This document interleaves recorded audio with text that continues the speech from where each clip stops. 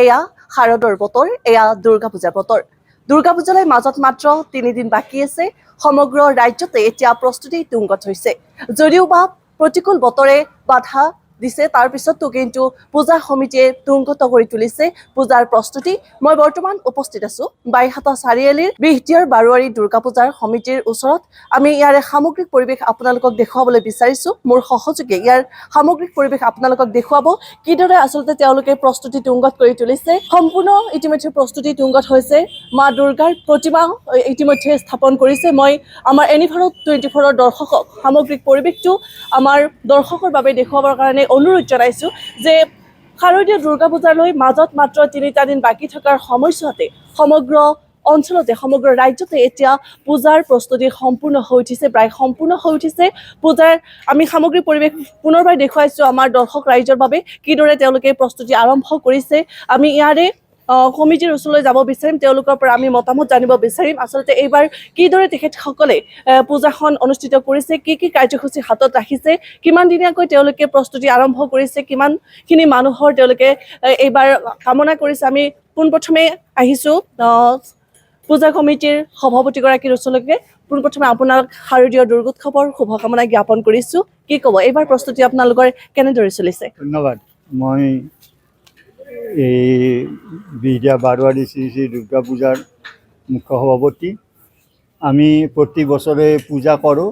আমাৰ প্ৰতিমা দাতা এইবাৰ আছে আমাৰ সীমান্ত শৰ্মা, তেওঁ তোলামাটিত ঘৰ। তেখেতে আমাৰ এই প্ৰতিমাখন দান দিছে। আমাৰ প্ৰত্যেকবাৰেই হয়, দানত চলে প্ৰতিমাখিনি, সকলোৱে হেৰি কৰে।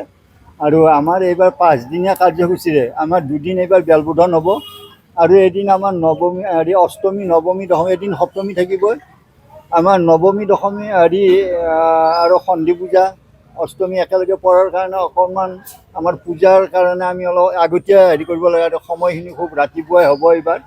গতিকে আমি তাৰ কাৰণে আমাৰ 90% কামেই শেষ হৈছে। আমাৰ বতৰে অলপ বিধি পথালি দিয়াৰ কাৰণে আমি কিছু কাম আমাৰ বাকী আছে। যা নহওক, আমাৰ প্ৰস্তুতি ভালেই চলিছে।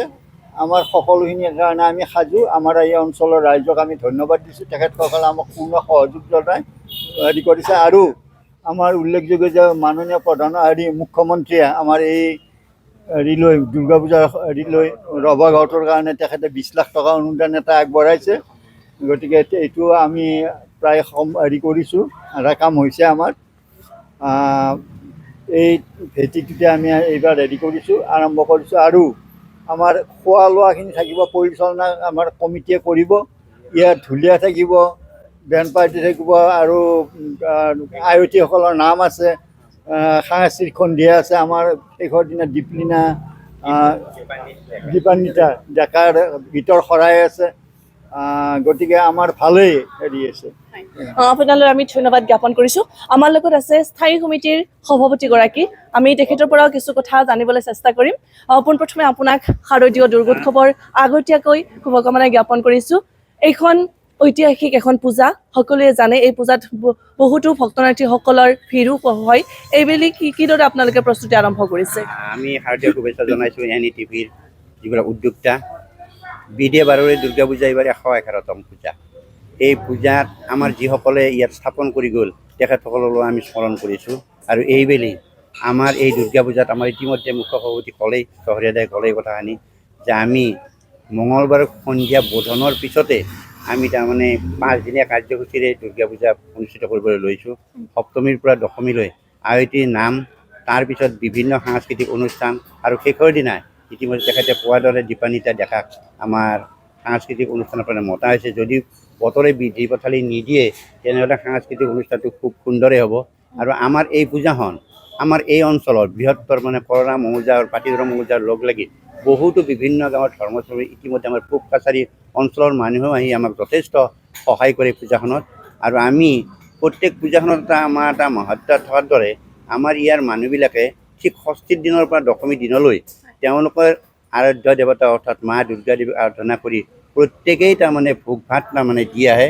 আৰু আমি সেইকাৰণে আমাৰ বাজেট যদিও আচলতে আমি আৰ্থিকভাৱেও যদি আচলতে টনকিয়াল নহয়, কিন্তু আমাৰ ইয়াৰ ধৰ্মাৱলম্বী লোকসকলে প্ৰত্যেক দিনাই তাৰমানে পূজাত তেওঁলোকে বিভিন্ন সামগ্ৰীৰে আমাক দি আমাৰ এই পূজাখনত আচলতে আমাৰ এই অঞ্চলৰ এখন ভাল এখন আধ্যাত্মিক পূজা হিচাপত আমাৰ তৈয়াৰ কৰিছে।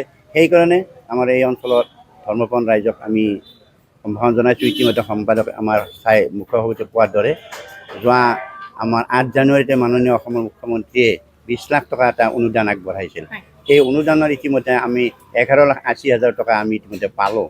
সেই পোৱাৰ পিছতে আমাৰ মুখ্য একদম চাদ হৈ গ'ল। ৰভাঘৰৰ কাৰণে এই ভেটি কৰিলোঁ আৰু দুৰ্গা পূজাৰ পিছতে বাকী যি অংশ পইচা পাম আমি এটা ভাল চালে চলোৱা আমাৰ ইয়াতে দুৰ্গা মন্দিৰ আৰু ৰভাঘৰ কৰিবৰ কাৰণে আমি প্ৰস্তুতি লৈছোঁ। আৰু এই সুযোগতে মাননীয় বিধায়ক আৰু মুখ্যমন্ত্ৰীকো আমি আমাৰ পূজা কমিটিৰ তৰফৰ পৰা অশেষ ধন্যবাদ যাচিছোঁ আৰু সকলোকে শাৰদীয় শুভেচ্ছা জনাই আমাৰ দুৰ্গা পূজাৰ সফল কামনা কৰি মোৰ বক্তব্য সামৰণি মাৰিছোঁ। হয়, আপোনালৈ আমি ধন্যবাদ জ্ঞাপন কৰিছোঁ।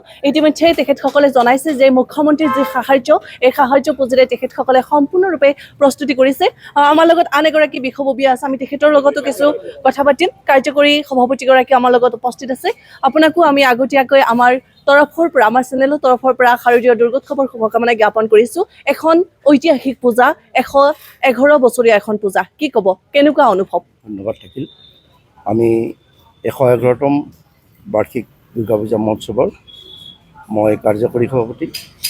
গতিকে ইতিমধ্যে আমাৰ মুখ্য সভাপতি আৰু স্থায়ী সভাপতিয়ে বিভিন্ন দিশত কৈ গৈছে।